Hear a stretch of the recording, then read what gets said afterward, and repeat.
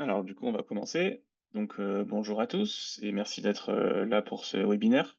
On va parler aujourd'hui du photovoltaïque et du thermique, donc deux types de systèmes solaires qu'on peut utiliser et qu'on peut installer pour baisser sa consommation et produire de l'énergie renouvelable.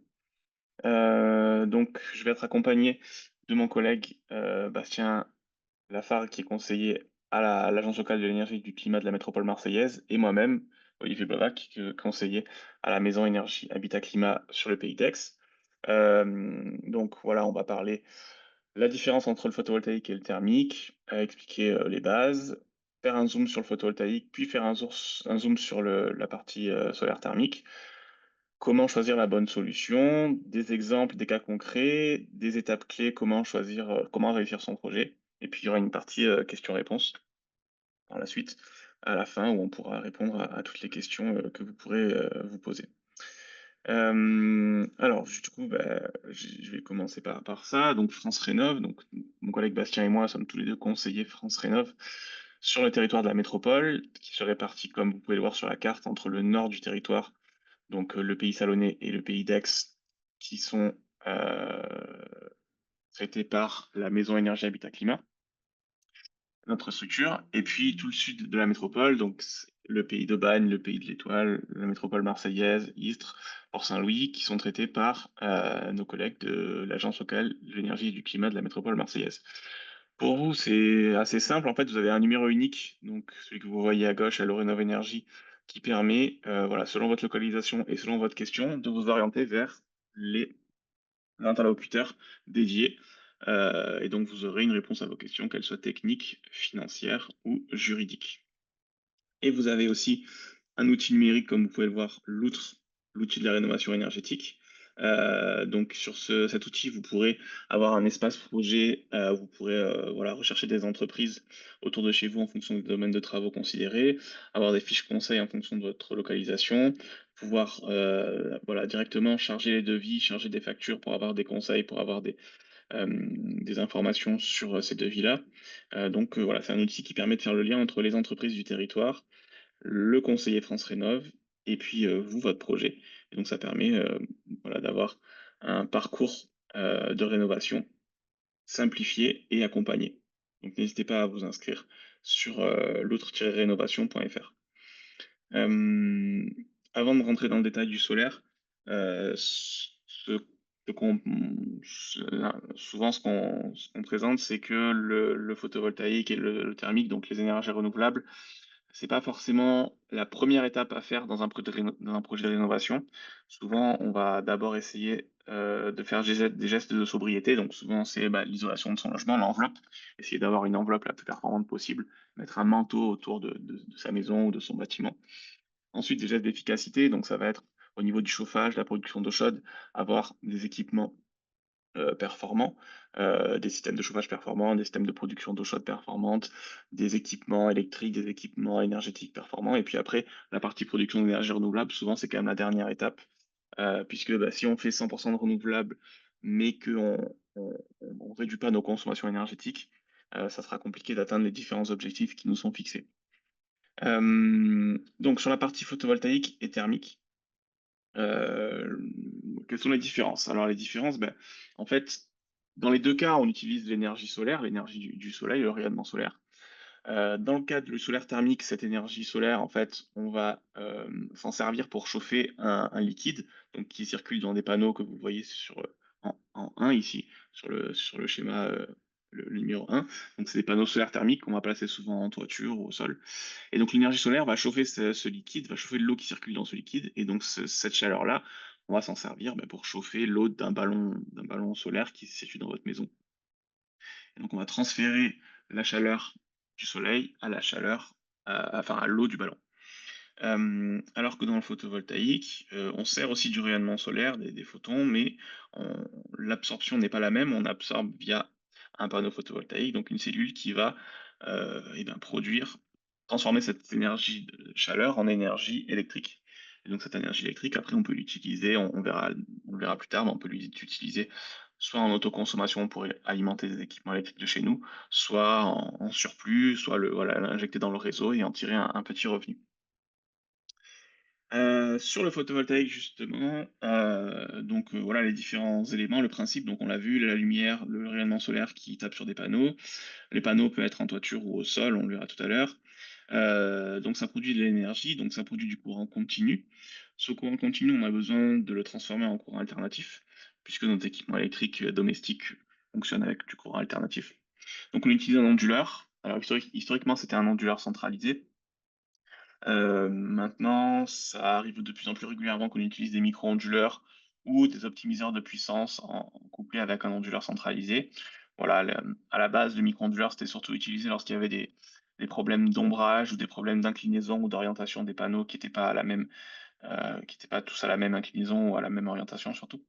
Euh, donc voilà, dans certains cas, ça peut être plus intéressant, dans d'autres pas forcément. Après, c'est en fonction des différents devis, en fonction aussi des habitudes des entreprises. Il y a des entreprises qui préfèrent installer et travailler avec des optimiseurs de puissance, d'autres avec des micro-onduleurs, d'autres avec des onduleurs centralisés. Les trois options sont possibles. Et puis après, donc cette électricité, une fois qu'elle a été transformée en courant alternatif, elle arrive à votre tableau électrique, et puis soit elle alimente directement les équipements en temps réel s'il y a de la consommation en même temps, soit elle est injectée sur le réseau, et cette énergie injectée, elle est comptée avec un compteur, votre compteur Linky. Donc si on est en autoconsommation, il y a un compteur Linky qui suffit, qui va compter voilà, ce qu'on tire sur le réseau et ce qu'on injecte sur le réseau. Si par contre on est en vente totale, c'est-à-dire qu'on n'utilise pas du tout l'électricité que l'on va produire, mais qu'on la vend totalement, là il y a besoin de deux compteurs Linky, puisqu'il y a besoin d'un compteur Linky pour compter ce qu'on va produire et un compteur Linky pour compter ce qu'on va soutirer du réseau. Et puis la partie technique, donc on parle souvent de puissance et d'énergie qui sont deux notions un peu différentes. En fait, la puissance, c'est un débit d'énergie. Donc, on prend souvent l'exemple, voilà, si on remplit un réservoir ou une piscine, par exemple, et bien la puissance, c'est l'analogie avec le débit. C'est est-ce que elle va se remplir vite ou pas? Est-ce qu'il y a un gros débit d'eau pour remplir notre piscine? Et l'énergie, et ben c'est le volume en fait de l'eau qu'on remplit. Donc c'est est-ce qu'on a beaucoup d'eau, est-ce que la piscine est remplie ou pas, est-ce qu'on a beaucoup d'eau, donc est-ce que on a beaucoup d'énergie. Donc par exemple, on peut avoir un gros débit, mais si on l'allume que 10 minutes, bah, la piscine ne va pas du tout être remplie, donc il va y avoir une grosse puissance, mais pas beaucoup d'énergie stockée.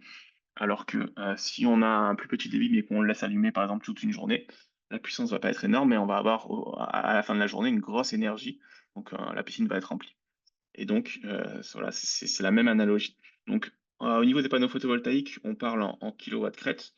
Donc, c'est les kilowatts dans des conditions idéales d'utilisation, donc avec le soleil, un soleil franc, une température pas trop élevée pour éviter les surchauffe des panneaux, et voilà, des conditions idéales.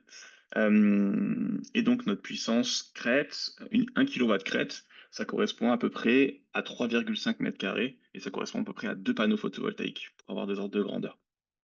Donc, les installations de 3 kilowatts crête, par exemple, eh ben, ça correspond à peu près à 6 panneaux photovoltaïques aujourd'hui, puisque un panneau photovoltaïque va représenter à peu près 500 watts crête. L'énergie, eh ben, c'est cette puissance-là fois le nombre, fois le temps, donc fois la durée d'ensoleillement si on prend le cas du photovoltaïque. Donc, par exemple, 3 kilowatts crête fois 1 heure, c'est-à-dire qui sont alimentés, enfin, qui sont sur lequel le soleil tape pendant 1 heure, et bien ça va produire normalement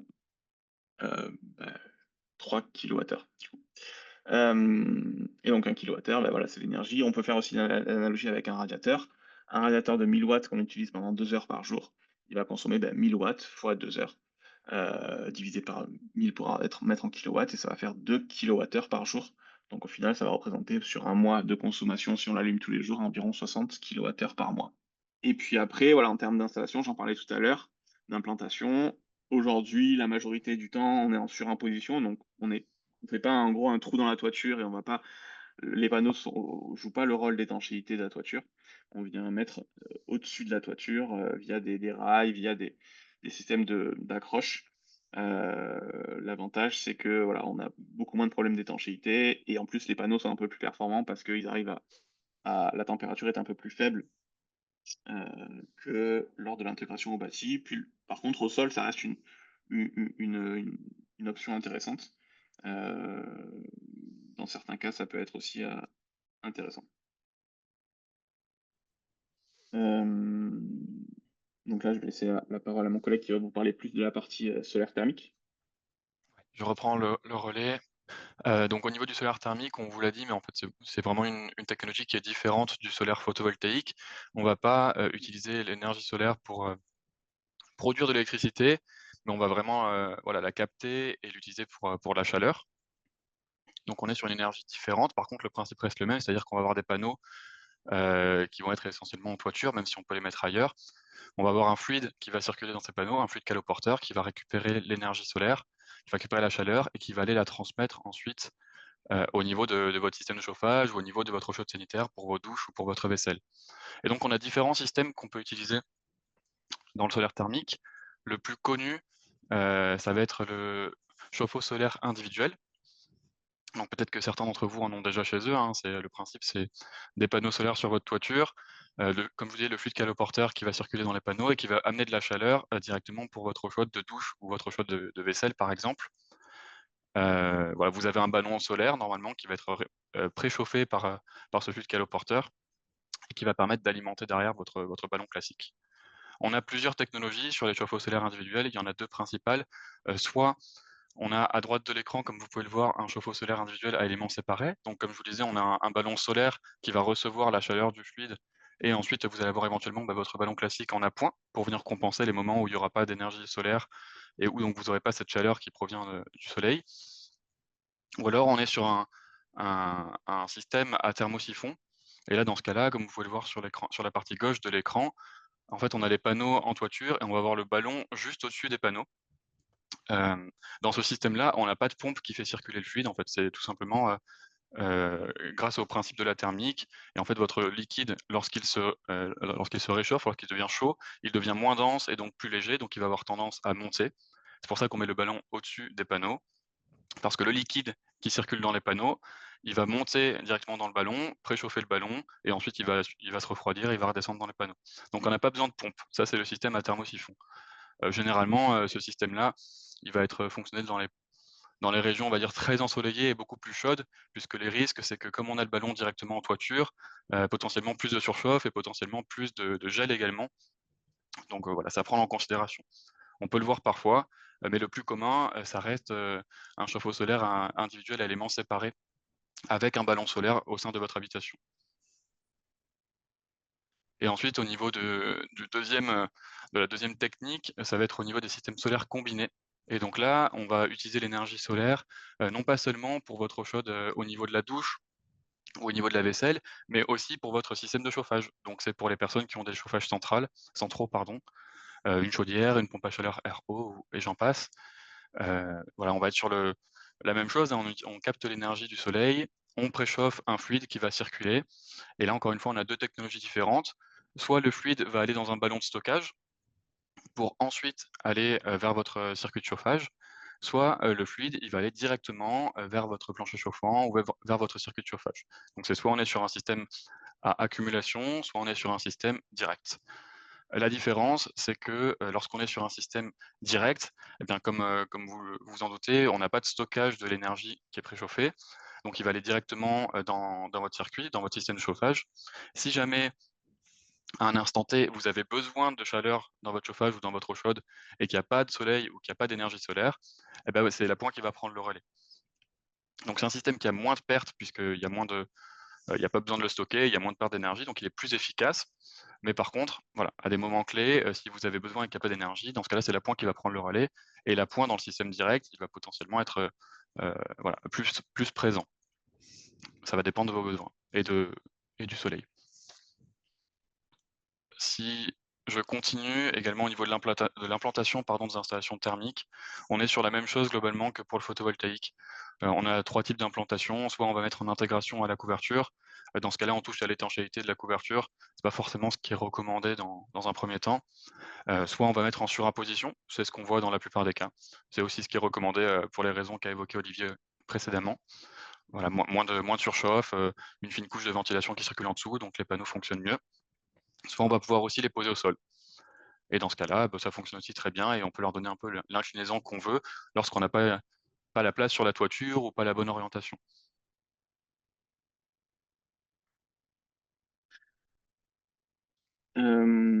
Donc sur la partie photovoltaïque, si on rentre un peu plus dans le détail, les conditions d'installation, bah, déjà, il y a une surface disponible. Donc, bon, si on là, on prend le cas de la toiture, bah, on a une surface disponible en toiture. On va pas forcément pouvoir mettre, une quantité de panneaux illimitée. Il y a forcément aussi un budget. Après, ce qu'il faut prendre en compte, c'est le productible par an. Donc là, c'est en fonction du nombre de kilowatts crête installés, quelle est, voilà, l'espérance, quelle quantité d'électricité je peux espérer produire par an. Donc là, on voit que dans notre région, on est à peu près à entre 1200 et 1400, voire même un peu plus dans certains cas, kilowattheure par kilowatt crête.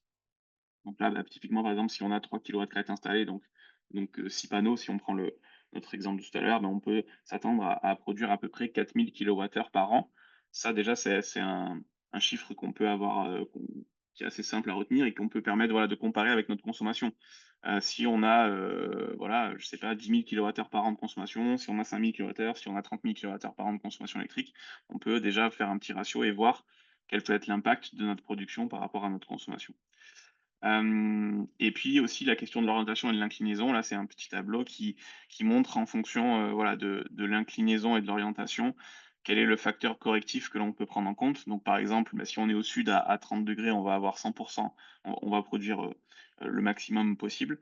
Mais, ce qu'on peut voir, c'est que par exemple l'est et l'ouest, c'est pas trop, voilà, on perd 10 au maximum de production, donc c'est pas non plus énorme, hein. Installer des panneaux à l'est, à l'ouest, c'est pas non plus, avec une inclinaison intéressante, c'est pas non plus trop dégradant. Par contre, on voit par exemple que, voilà, si on est en vertical, on perd beaucoup plus, donc il faut quand même qu'il y ait une inclinaison, optimale. Hem, donc là, on voit ce qu'on appelle, dans le tableau à enfin dans le petit tableau à gauche, on voit ce qu'on appelle l'irradiation globale. Donc ça, c'est la quantité d'énergie solaire qui arrive au niveau de la surface, au niveau du sol. Donc on voit qu'on est à autour des 1600 kWh par mètre carré. Donc là, on pourrait se dire, tout à l'heure, on était à 1400, là, on est à 1600, donc ça veut dire qu'on a les panneaux solaires ont un bon rendement, on est à 90, on récupère, 1400 et on est à 1600. Mais le problème, c'est qu'en fait, là, on est en kilowattheure par mètre carré, alors que tout à l'heure, on était en kilowattheure par kilowatt crête. Donc c'est un peu différent. Donc en gros, il faut en fait multiplier par 3,5, on a vu, puisque 1 kilowatt crête, ça correspond grosso modo à 3,5 mètres carrés. Donc là, en fait, on tombe plutôt sur un rendement autour des, une vingtaine de pourcents. Donc c'est les rendements à peu près, aujourd'hui des panneaux entre, on va dire 15 et 18-20. Donc voilà, ce qui est pour information, bon, on récupère à peu près une quinzaine, entre 15 et 20 de l'énergie totale, qui arrive sur qui arrive sur la toiture. Et la petite image là, c'est tout à l'heure, je me suis amusé à faire ça, c'est une application qui s'appelle donc la trajectoire du soleil. Vous avez le petit logo à droite, qui permet en fait de voir, directement en 3D, avec votre téléphone, l'emplacement du soleil en fonction de la saison et en fonction de l'heure. Ça permet, quoi? Ça permet, de voir d'éventuels masques solaires, si vos panneaux vont être, à l'ombre ou pas, selon certaines heures, selon certaines périodes. Et donc ça permet de voir déjà rapidement si la production va être dégradé pendant l'année, ou s'il y a pas forcément de masque, par rapport aux arbres, par rapport aux bâtiments, aux immeubles, et cetera. Donc ça, c'est intéressant, vous pouvez, télécharger l'application et faire ça, c'est assez facile. Voilà. Là, voilà, donc on a une production mensuelle en kilowattheure par mois pour une installation de 3 kilowatts crête. Donc toujours pareil pour, voilà, autour de 10 mètres carrés, 6 panneaux. On a cette production-là, donc on voit forcément qu'on produit beaucoup plus qu'en été qu'en hiver, hein. On voit qu'on produit grosso modo, 4 fois plus, entre 3 et 4 fois plus en été qu'en plein hiver. Et on voit qu'on retrouve à peu près nos 4000 kilowattheures, par an, sur cette production-là. Ce qu'on peut voir aussi, c'est que, si on double la quantité de panneaux, et ben, on double forcément les consommations. Donc on voit que janvier, on est à 150, donc on serait à 300 grosso modo si on double. Alors qu'en juillet, on est à peu près à 550, donc on serait à 1100. Donc on voit qu'en fait, si on double la quantité de panneaux, en fait, on rend on fait une cloche beaucoup plus grande forcément en été qu'en hiver, mais on gagne que 150 en hiver et on gagne 500 en été. Donc, ça, pour les questions après de surplus, c'est pas forcément une bonne option de mettre trop de panneaux parce qu'en fait, ce qu'on va faire, c'est qu'on va beaucoup augmenter le surplus. On va avoir trop d'énergie qu'on va pas pouvoir utiliser en été et en hiver, en fait, ça va pas avoir beaucoup d'impact. C'est pour ça que souvent, il y a un compromis, en fait, à trouver entre une surface de panneaux suffisante pour avoir un bon taux d'autoconsommation, pour utiliser une bonne partie de ce qui est produit, pas avoir suffisamment de surplus, mais pas non plus trop de panneaux parce que sinon, on va avoir beaucoup de surplus et c'est comme on va le voir tout à l'heure sur la partie financière, c'est pas le surplus qui va permettre de rentabiliser rapidement notre installation, cette partie-là. Voilà.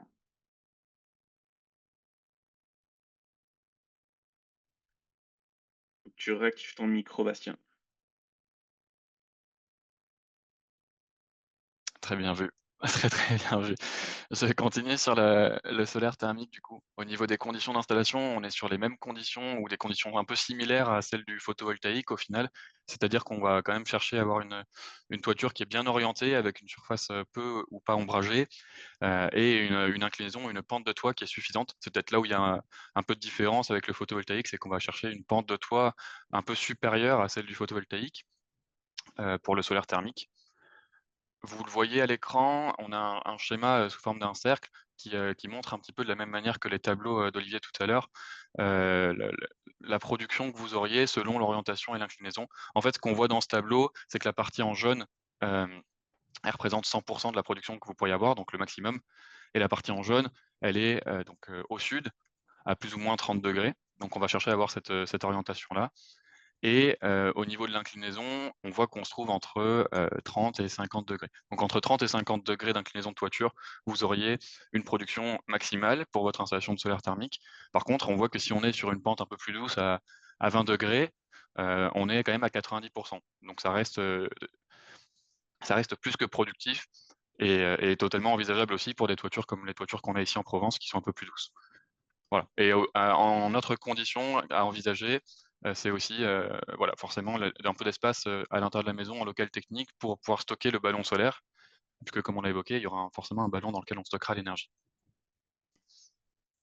Ensuite, au niveau du dimensionnement, je vais passer rapidement dessus, mais voilà, pour que vous ayez quelques données.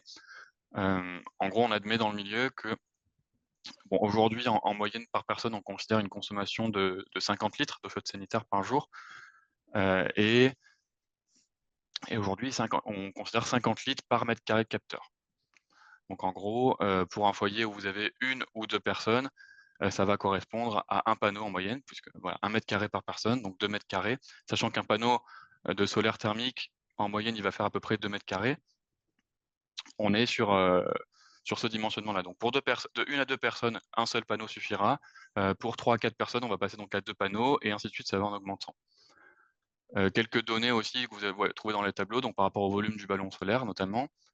Et une donnée aussi également en bas, par rapport à la couverture que peut apporter, du solaire thermique pardon, pour votre chaude sanitaire. Généralement avec un chauffe-eau solaire individuel par exemple, on va dire que vous allez pouvoir couvrir, plus de 70 de votre consommation annuelle, notamment dans le sud-est. C'est pas forcément le cas partout en France, mais dans le sud-est, c'est quelque chose qui peut atteindre plus de 70 à l'année.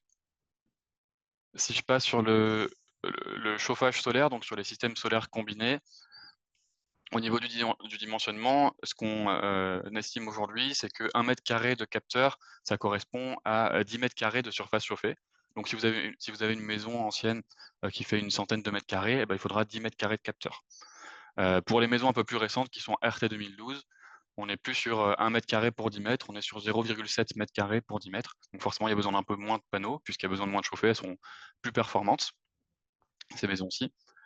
Donc voilà, bah, il suffit de faire les calculs, hein, mais en moyenne, c'est ça, c'est 1 mètre carré pour 10 mètres carrés pour des maisons anciennes. Au niveau du chauffage solaire, on estime aujourd'hui que, un système solaire combiné, il peut couvrir entre 40 et 60 des besoins de chauffage d'un foyer. Bien sûr, selon, la position géographique, la localisation du foyer, donc on n'a pas la même couverture dans le sud-est qu'on aurait dans le nord de la France, puisqu'on n'a pas les mêmes apports solaires. On passe à quelques étapes clés pour réussir son projet, donc c'est là aussi où on va voir les modèles économiques et les aides financières. Olivier, je te laisse continuer sur la partie photovoltaïque. Oui, hem, donc sur la partie, photovoltaïque, il y a, on va dire 3 grandes options. La vente totale, l'autoconsommation sans vente du surplus et l'autoconsommation avec vente du surplus. La vente totale, donc c'est assez simple, c'est on produit et on vend 100 de notre production. Donc on a un contrat sur 20 ans, on va produire, voilà, par exemple 4 000 kWh par an et ces 4 000 kWh, on va les vendre à un prix autour des 12 centimes par kilowattheure. Ce prix, il varie tous les 3 mois. Bon, une fois qu'on a signé le contrat, il est fixe, enfin, quasiment fixe, mais sinon, il varie tous les 3 mois. Enfin, pas forcément tous les 3 mois, mais en tout cas, il varie. Et donc là, ce qui est intéressant, c'est qu'on a une rentabilité, on va dire, quasi certaine, ou en tout cas, on sait estimer voilà, une rentabilité à quelques pourcents près, puisqu'on sait combien on va produire à peu près par an, on sait le prix de vente et donc il n'y a pas de surprise, on n'a pas besoin d'adapter sa consommation, d'adapter son mode de vie à sa production. L'inconvénient, c'est que le prix est quand même relativement bas, notamment si on compare à il y a une dizaine d'années. Bon, après, d'un autre côté, il y a une dizaine d'années, le prix d'installation était beaucoup plus important. Mais voilà, c'est une option aussi, une option qui est possible. L'autoconsommation sans vente du surplus, là, on autoconsomme et puis s'il y a du surplus, enfin, il faudrait pas qu'il y ait de surplus, mais on va dire on n'utilise pas l'éventuel surplus. Et puis l'autoconsommation avec vente du surplus, donc là, c'est une option qui est pas mal utilisée ces derniers temps, même si le prix de vente du surplus a été fortement baissé il y a quelques semaines. Donc c'est on produit. Si au moment de la production, on consomme, on a les équipements en même temps qu'ils consomment de l'électricité, eh ben, notre production photovoltaïque, nos panneaux vont alimenter directement nos équipements électriques, des frigos, des fours, des voitures électriques, peu importe. Par contre, si on produit plus en instantané que ce qu'on consomme, ben, il va y avoir du surplus. Ce surplus-là, on va le vendre vous voyez, à 4 centimes par kilowattheure. Donc c'est quand même relativement faible. C'est pour ça tout à l'heure que je disais que c'est pas avec le surplus qu'on va rentabiliser notre installation. Et puis, il y a aussi une petite prime à l'autoconsommation dont on parlera tout à l'heure dans la partie aide financière. Mais c'est les 3 grandes options et c'est vrai que l'option d'autoconsommation avec vente du surplus, elle a pris un petit peu de plomb dans l'aile ces dernières semaines parce que la vente du surplus a fortement baissé et donc c'est encore plus important de bien dimensionner et d'avoir une surface adaptée à sa consommation et aussi, d'un autre côté, d'adapter sa consommation à sa puissance pour avoir, le plus d'autoconsommation possible, c'est-à-dire par rapport à sa production, d'en utiliser un pourcentage le plus important possible. Exactement et juste pour compléter pour que, pour les gens aient une idée un petit peu de la baisse du tarif de rachat du surplus, au cas où, bah, l'an dernier, en fin d'année, par exemple, le surplus était racheté à 13 centimes le kilowattheure. On est descendu à 4 centimes récemment, donc voilà. Aujourd'hui, le Mmh. surplus a perdu 3 fois, son tarif de rachat. C'est pour ça que, comme Olivier le disait, il y a vraiment un réel intérêt et une réelle importance à poser une installation qui est bien dimensionnée à vos besoins et habituée à vos habitudes de consommation pour avoir quelque chose qui soit, voilà, complètement adapté et que vous ayez le moins de surplus possible. Puisque, le revendre à 4 centimes, c'est pas là-dessus que vous allez trouver une rentabilité. Ouais, on a un exemple justement juste après où on prend un cas concret et on voit que le surplus est pas forcément enfin voilà, c'est quasiment négligeable. Par contre, ça pourrait être un petit peu contrebalancé dans quelques mois puisque enfin, une partie en tout cas, puisque la TVA va baisser sur le photovoltaïque. Donc, il y a une voilà, les installations coûteront un petit peu moins cher, mais bon, ça compensera pas, la baisse du vente de surplus, enfin, en tout cas, dans la majorité des cas, voilà.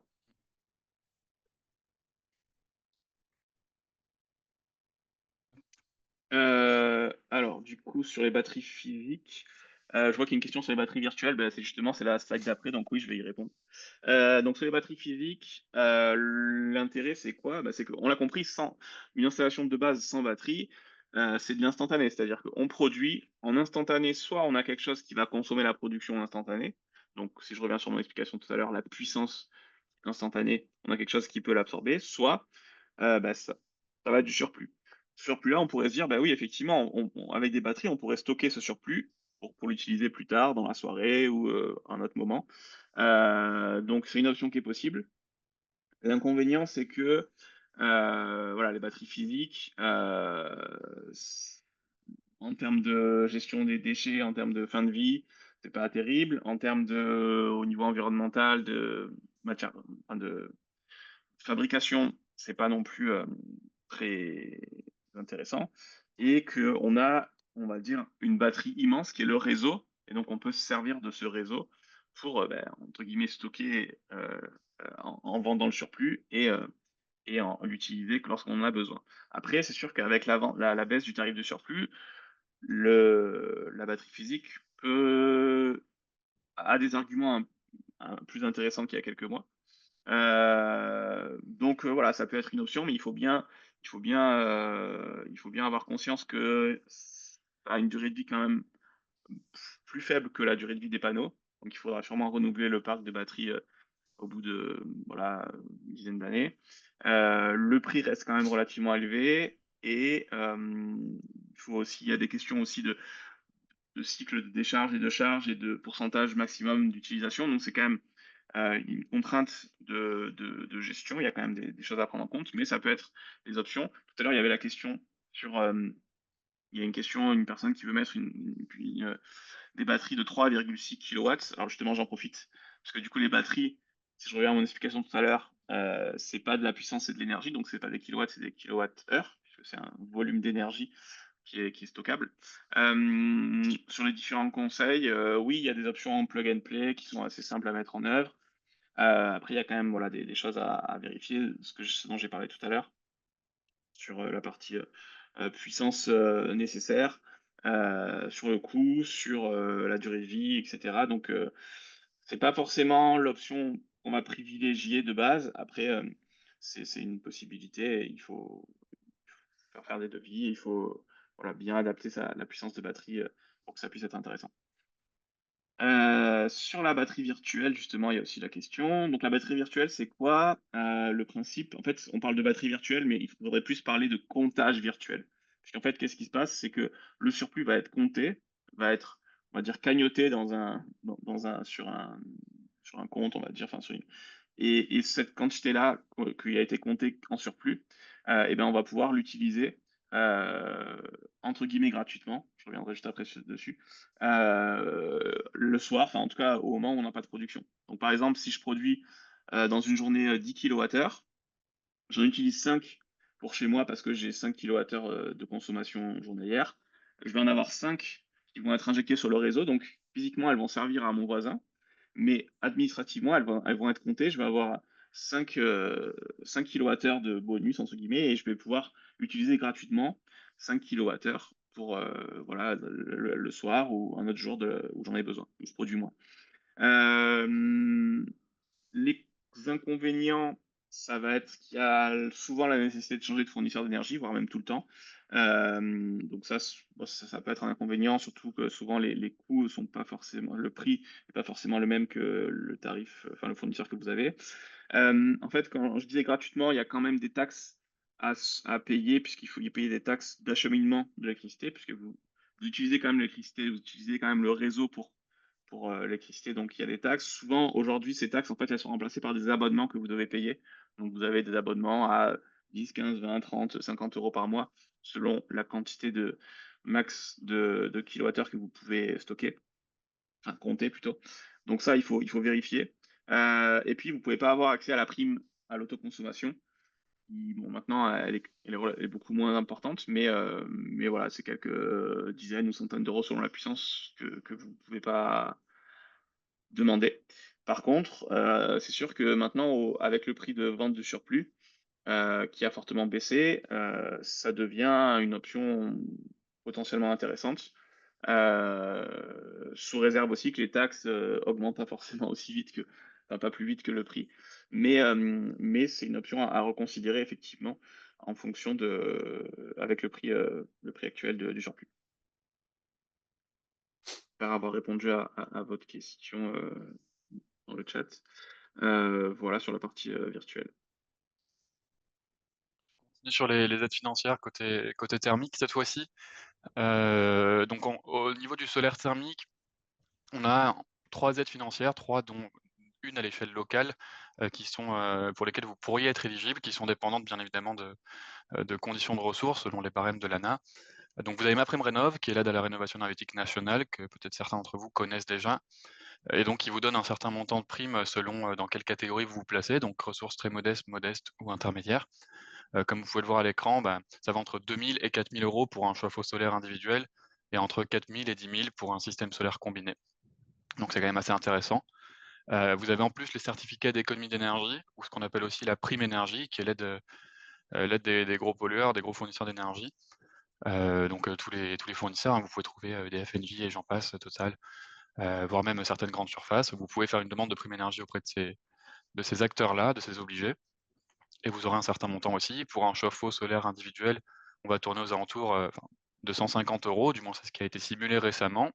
Pour un système solaire combiné, ça peut être environ 650 € et ça peut monter, jusqu'à une forte somme, quand on respecte certaines conditions.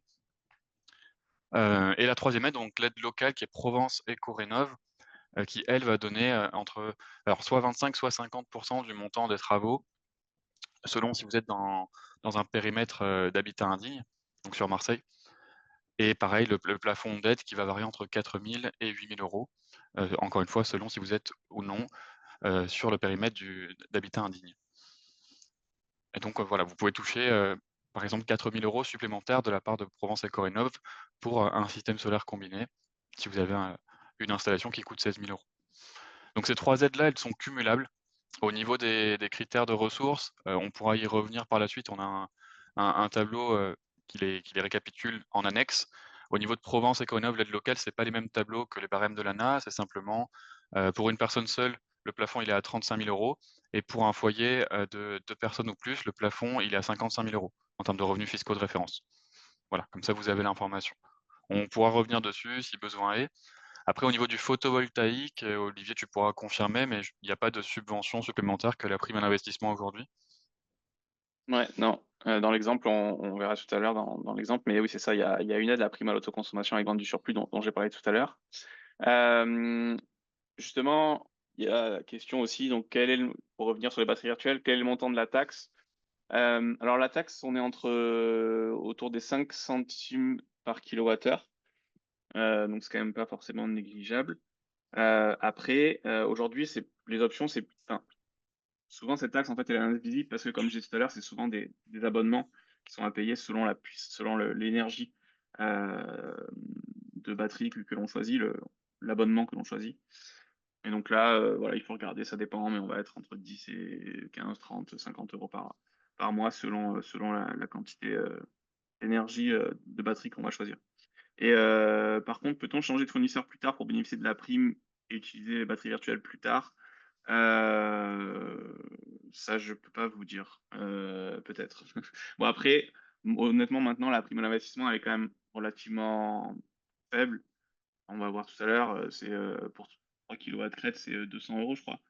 Donc bon, à voir, mais peut-être que c'est possible de faire comme ça. Après, Mmh. faudrait creuser. J'ai pas creusé la question. Moi, je peux peut-être, compléter ta réponse, Olivier. Sur la même installation, vous pourrez pas le faire.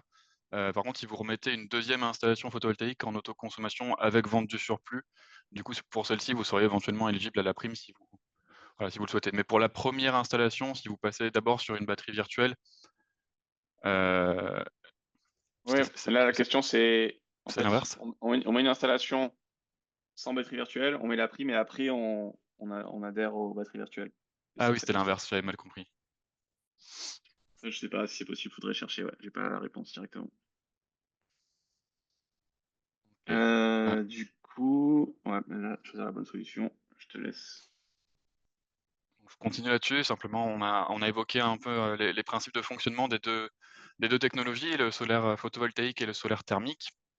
On a évoqué un peu les conditions d'implantation également. Forcément, bah, il y a différents cas, différentes situations et elles ont des solutions qui sont plus ou moins adaptées. Alors là, il y a un petit tableau qui récapitule, certains de ces cas avec les solutions recommandées. Le tableau, il n'est pas exhaustif, bien sûr et ça ne veut pas dire que dans un certain cas, vous pouvez pas utiliser une ou l'autre solution. Simplement, voilà, à titre d'exemple, ça permet de se faire un petit peu une idée. Heu, voilà, si jamais vous êtes dans le cas où vous souhaitez vraiment, réduire votre facture de flotte sanitaire, bah, forcément, le plus intéressant, ce sera, dans beaucoup de cas, de passer sur un chauffe-eau solaire individuel. Si jamais, vous avez une grosse consommation électrique et vous souhaitez réduire votre facture électrique, votre facture EDF par exemple, vous avez une piscine, vous avez une clim qui tourne beaucoup l'été et donc une consommation estivale qui est assez importante, bah, le plus intéressant pour vous, ce sera vraisemblablement une installation photovoltaïque en autoconsommation, qui soit bien dimensionnée à vos besoins et avec la vente du surplus. Si vous avez un système de chauffage central, que vous souhaitez plutôt utiliser l'énergie solaire pour chauffer votre maison, bah, ça on sera sur un système solaire combiné. Après, il y a aussi d'autres cas. Par exemple, si dans votre cas, vous envisagez éventuellement, la mise en location ou la vente de votre maison et que votre objectif, c'est qu'elle prenne en valeur, ou c'est d'améliorer l'étiquette, énergétique pour respecter la réglementation, bah, dans ce cas-là, le plus intéressant, ce sera sûrement, du solaire thermique avec soit un chauffe-eau solaire individuel, soit un système solaire combiné, puisque le photovoltaïque ne permet pas aujourd'hui d'améliorer votre DPE, ne permet pas d'améliorer l'étiquette de votre diagnostic de performance énergétique, alors que le solaire thermique, oui. Donc dans ce cas-là, ce sera plutôt le solaire thermique qu'on va prioriser pour, voilà, permettre de gagner un petit peu en performance et donc d'améliorer l'étiquette de votre logement. Si vous êtes, absent la journée ou que vous avez une toiture qui est quand même avec une surface assez conséquente, bien orientée, bien inclinée, peut-être que, le photovoltaïque en vente totale de production, ça sera la solution la plus adaptée pour vous. Alors bien sûr, ça ne vous protégera pas contre la hausse du coût de l'électricité. Par contre, voyez ça comme un investissement qui sera sûrement intéressant pour profiter de l'espace que vous avez sur la toiture et y trouver une rentabilité, à moyen terme.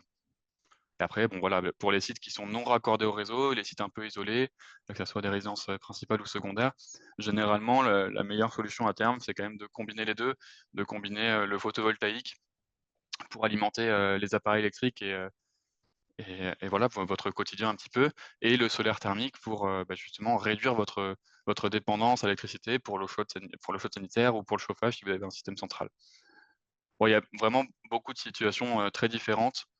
Chaque cas s'étudie aussi, individuellement parlant et c'est aussi pour ça qu'on est là aujourd'hui et tout le temps, les conseillers France Rénov, pour pouvoir vous apporter les conseils par rapport à votre situation personnelle et voir, voilà, voir quelles sont les aides pour votre situation, voir quel serait le système le plus adapté et vous donner les raisons et les tenants et les aboutissants de votre projet.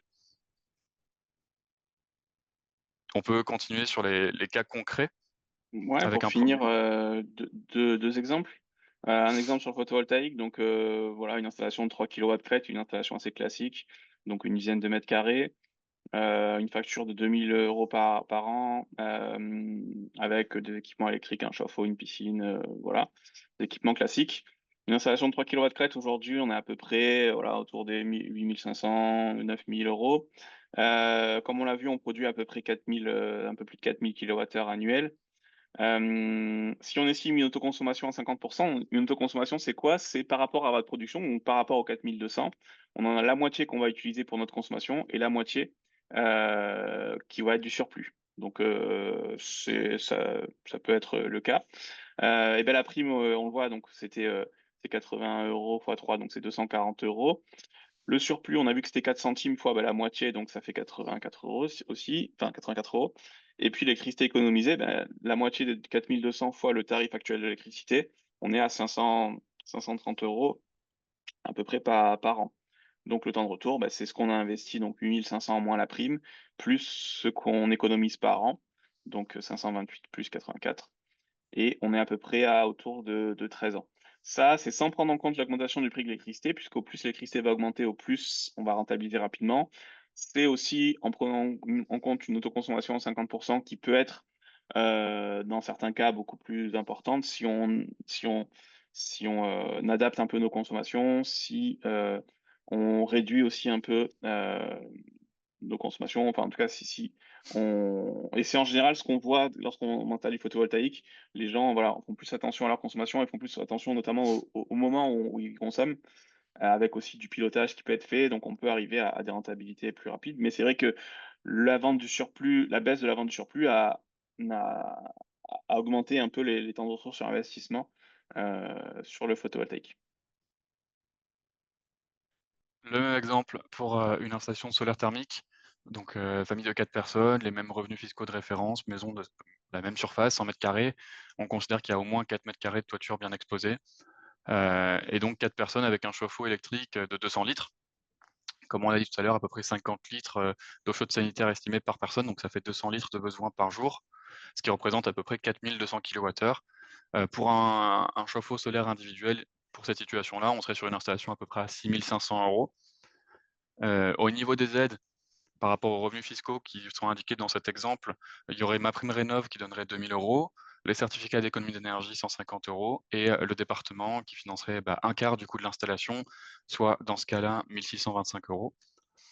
Et ensuite, pour calculer les économies dans le cadre du solaire thermique, tout à l'heure, je vous l'ai évoqué, on est à peu près, entre 50 à 70 voire plus dans le sud-est, des besoins qui seraient pris en charge par le solaire thermique. Ici, on considère en moyenne 60 pour avoir voilà, un cas précis dans cet exemple. Donc 60 des besoins de 4 200, heu, qui sont récupérés par le coût de l'électricité qu'on estime à 25 centimes. Ça fait 630 € d'économie par an pour ce foyer.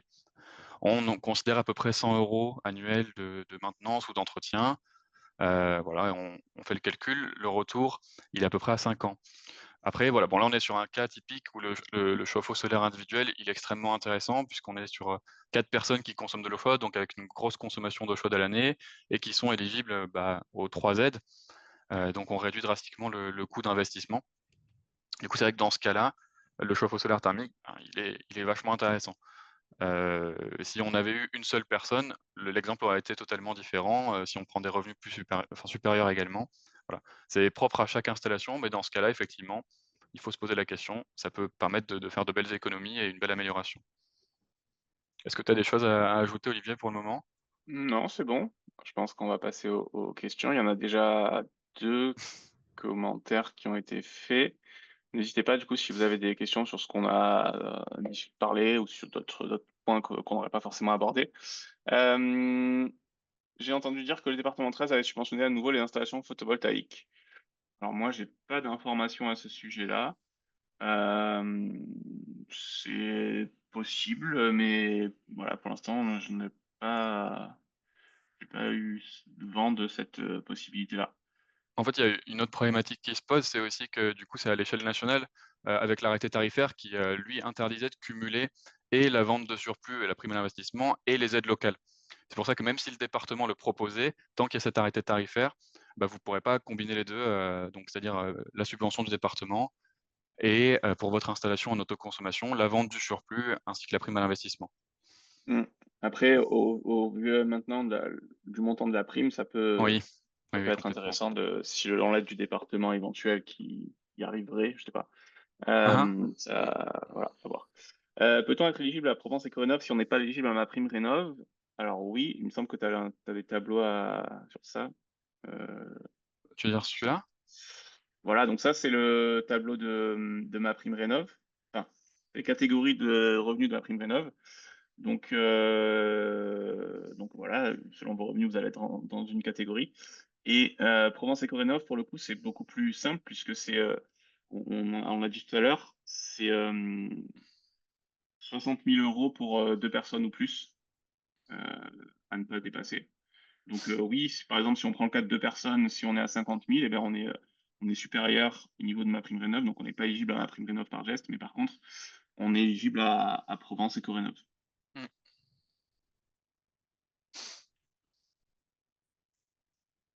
Ce sont 2 critères, différents. Est-ce qu'il y a d'autres points que vous souhaitez que l'on aborde? Je regarde,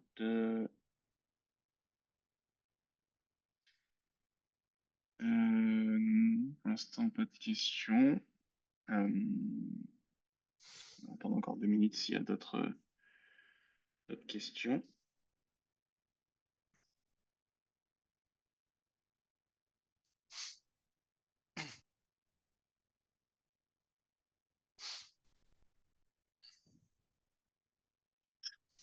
Bon, ben, si vous n'avez pas de questions, c'est que ça a été très clair, du coup on a été très bon.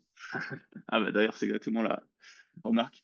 Donc, de toute façon, on va vous envoyer par mail le lien avec le replay et la présentation. Hem, on reste disponible, comme vous l'avez vu tout à l'heure, avec, selon votre situation, votre localisation, on reste disponible pour répondre à toutes vos questions, analyser les devis. Vous pouvez trouver des entreprises, sur l'outre justement, en tapant votre localisation. En créant un compte et en indiquant votre localisation et le domaine de travaux, vous allez avoir accès à des entreprises référencées, et certifiées. Ça n'empêche pas de nous transmettre les devis puisque nous, on puisse après vous aider à les comprendre et analyser et à choisir l'option la plus intéressante pour vous. Et puis sur ça, voilà, je sais pas si vous voulez ajouter quelque chose d'autre, Bastien? Non, ça me semble clair. N'hésitez pas à revenir vers nous, voilà, pour vos projets, si vous avez des projets à titre individuel, pour qu'on puisse voir ensemble, quelle est la solution adaptée, que ça soit photovoltaïque ou solaire thermique et même pour tout projet qui concerne la rénovation énergétique en général, hein, bien sûr. Voilà, vous avez ces portes d'entrée à l'écran et on sera là pour répondre à vos questions par la suite aussi. Voilà, et ben du coup, je vous souhaite, une bonne journée et puis, peut-être à bientôt pour d'autres webinaires. Voilà, il y a des webinaires qui arrivent, tous les mois. Voilà, bonne journée. Au revoir. Au revoir.